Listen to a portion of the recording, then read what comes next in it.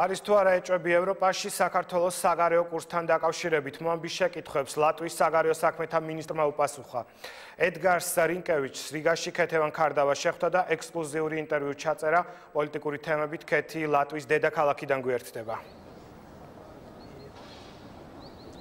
დიდი იმედი გვაქვს, რომ რუსეთის ფედერაცია არ მიიღებს ისეთ გადაწყვეტილებას, რომლითაც კიდევ ერთხელ დაირღვევა საქართველოს სუვერენიტეტი და დამოუკიდებლობა. Ამ სიტყვებით დაიწყო ჩვენთან საუბარი ლატვიის საგარეო საქმეთა მინისტრმა, რომელმაც გვიმასპინძლა რიგაში და რომელსაც პირველი ვკითხეს სწორედ იმ პროექტის შესახებ, რომელიც მზადდება მოსკოვში და მიზნად ისახავს დე-ფაქტო აფხაზეთთან უფრო მეტ ინტეგრაციასა და თანამშრომლობას.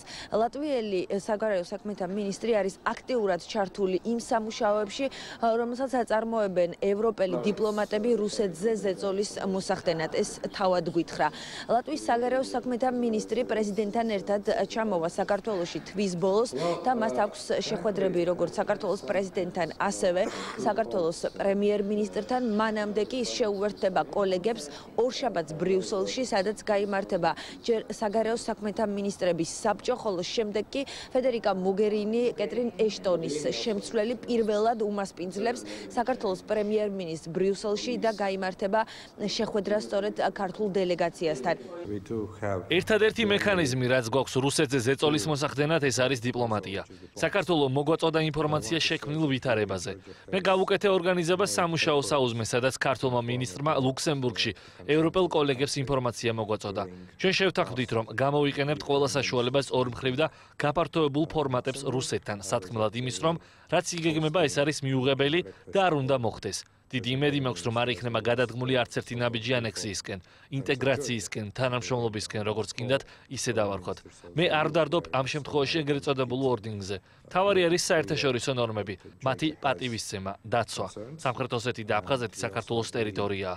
ვიცით, რომ ძნელია და დრო სჭირდება ამ პრობლემის მოგვარებას. ჩვენ მხარს ვუჭერთ ჟენევის დისკუსიებს, რომელიც უნდა გაგრძელდეს კონსტრუქციულ გარემოში. ახლა კი მოვისმინოთ თუ რას ფიქრობს ლატვიის საგარეო საქმეთა მინისტრი იმ ცვლილებებზე, რომელიც განხორციელდა საქართველოში და იმ ვაკანტურ ადგილებზე, რომელიც ჯერჯერობით არის მინისტრთა კაბინეტში. ლატვიის საგარეო საქმეთა მინისტრი ედგარს რინკევიჩი აცხადებს, რომ საქმე ძალიან ბევრია, ამიტომ რაც უფრო მალე არ იქნება ვაკანტური ეს პოსტები, რომელიც უშუალოდ კავშირშია ევროინტეგრაციასთან, მით უფრო უკეთესი იქნება საქართველოსთვის.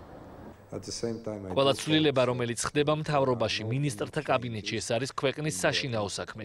არავის აქვს უფლება ჩაერიოს გარედან ამ პროცესში. ერთადერთი, რაც შემიძლია გითხრათ, ჩვენ ველოდებით, რომ ვაკანტური თანამდებობები ამ ძალიან მნიშვნელოვან პოსტებზე მალე შეივსება. ძალიან ბევრი საქმე გვაქვს გასაკეთებელი. მემზადებით ევროკავშირის პრეზიდენტობისთვის, რიგი სამიტისთვის და ამიტომ მინდა გავიცნო ჩემი ქართველი კოლეგა, რაც შეიძლება სწრაფად და დავიწყო მასთან მუშაობა. ასევე მაქვს იმედი იმის, რომ არ არის და არ იქნება არანაირი ცვლილება ქვეყნის ევროატლანტიკური კურსის მიმართულებით. ჩვენ გავეცანით პრემიერის და პრეზიდენტის განცხადებებს ამ თემაზე. აღმოსავლეთ პარტნიორებზე თვის ბოლოს ვისაუბრებთ თბილისში პრეზიდენტის ვიზიტის დროს. ლატვიის საგარეო საქმეთა მინისტრი ელოდება ქართულ კოლეგას დეკემბრის დასაწყისში ბრიუსელში, სადაც დაგეგმილია მინისტერიალი ნატოს წევრი სახელმწიფოების დიპლომატები მიიღებენ ამ შეხვედრაში მონაწილეობას და ეს იქნება პირველი შანსი, რომ შეაფასონ მათ ის პროცესი, რომელსაც ქვია ნატოს გადაწყვეტილების იმპლემენტაცია, ანუ როგორ მიდის არსებითი პაკეტის შესრულება. საგარეო საქმეთა მინისტრი სავარაუდოდ უკვე დეკემბრის დასაწყისში შეხვდება ნატოს ახალ გენერალურ მდივანს, თუმცა მანამდე შეხვედრებია დაგეგმილი, როგორც იცით, 17-18 ნოემბერს ბრიუსელში. ეს იქნება პირველი შეხვედრა საქართველოს პრემიერ-მინისტრსა და ნატოს ახალ გენდივანს შორის. მადლობა, მოამბე რიგაში ეს ქეთევან ქარდავა იყო.